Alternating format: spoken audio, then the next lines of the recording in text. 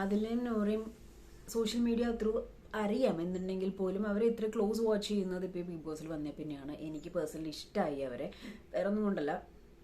എത്ര തന്നെയാണെങ്കിലും അവർ തമ്മിലുള്ള ഒരു ബോണ്ട് ഈസ് സംതിങ് നമ്മുടെ കലാപൻ സരിക പറഞ്ഞ മാതിരി അതൊരു വലിയ ബോണ്ട് തന്നെയാണ്.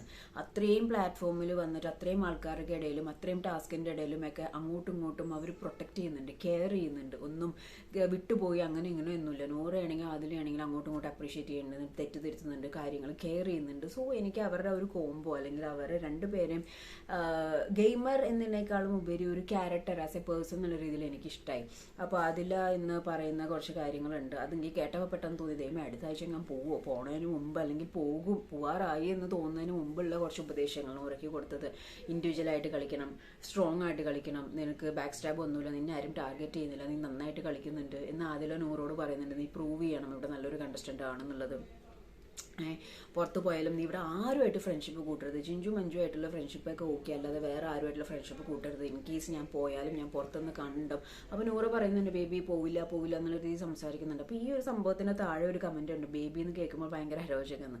ഇഷ്ടമുള്ളവർ അങ്ങോട്ടും ഇങ്ങോട്ടും പാമ്പർ ചെയ്ത് ബേബി എന്നും പലതൊക്കെ വിളിക്കും. അതിനകത്ത് അരോചകം തോന്നേണ്ട കാര്യമൊന്നുമില്ല. എക്സ്ട്രീം സദാചാരമൊക്കെ പോകാമെന്ന് പറഞ്ഞിട്ടുണ്ടെങ്കിൽ അത് എന്തൊക്കെയോ കുഴപ്പമുള്ളതുകൊണ്ടാണ്. കാരണം എന്ന് വെച്ചാൽ ബേബി അത് അവർക്ക് ഇഷ്ടമുള്ള കാര്യങ്ങൾ അവർ പേര് അങ്ങോട്ടും ഇങ്ങോട്ടും വിളിക്കുന്നതിന് അരോചകം തോന്നേണ്ട കാര്യമൊന്നുമില്ല. അത് അരോചകം തോന്നുന്നുണ്ടെങ്കിൽ എന്തോ കുഴപ്പമുണ്ട് അരോചകം തോന്നുന്നവർക്ക്.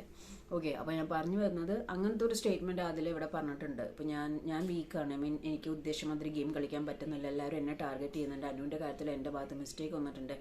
അഖിൽമാരാൽ വന്നപ്പോൾ കുറച്ച് പോസിറ്റീവ് കിട്ടിയെന്നുണ്ടെങ്കിൽ പോലും ഇൻ കേസ് ഞാൻ പോയാലും നീ വിഷമിക്കേണ്ട, ഞാൻ പുറത്ത് നിന്ന് അവരുടെ ഗെയിം കാണുന്നുണ്ടാവും, നല്ല സ്ട്രോങ് ആയിട്ട് കളിക്കണം എന്നൊക്കെയുള്ള ഒരു മെസ്സേജ് അല്ലെങ്കിൽ ഒരു ബാക്കപ്പ് അല്ലെങ്കിൽ ഒരു ഇതൊക്കെ ചെയ്യണം. മേ ബി ചിലപ്പോൾ അതിലെങ്ങാൻ ഔട്ടായി അതിൽ പുറത്തിറങ്ങുമ്പോൾ ഒരു പക്ഷേ ചോദിക്കുന്നുണ്ടാവുക ഞാൻ പറഞ്ഞേക്ക് നിനക്ക് ഓർമ്മയില്ലെന്നായിരിക്കും. അവർ പുറത്താവർ തന്നെയാണ്, നല്ല രീതിയിൽ ഗെയിം കളിക്കട്ടെ.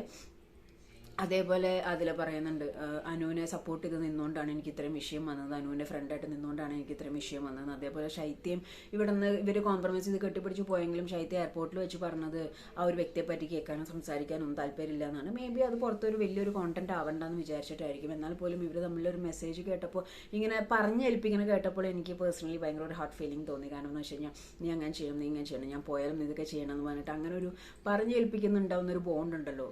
അതിലൂടെ ബെറ്റർ ഹാഫാണ് നൂറ. അപ്പോൾ നീ അങ്ങനെയൊക്കെ ചെയ്യണം, ഇതൊക്കെ ഓർമ്മയിൽ വയ്ക്കണം എന്നുള്ള രീതിയിലുള്ള കാര്യങ്ങൾ മനസ്സിൽ വയ്ക്കണം എന്നുള്ള രീതിയിലുള്ള ഒരു സംസാരം എല്ലാം പറഞ്ഞു കൊടുക്കാനായിട്ടപ്പോൾ എനിക്ക് ഭയങ്കര ടച്ചിങ് ആയിട്ട് തോന്നി.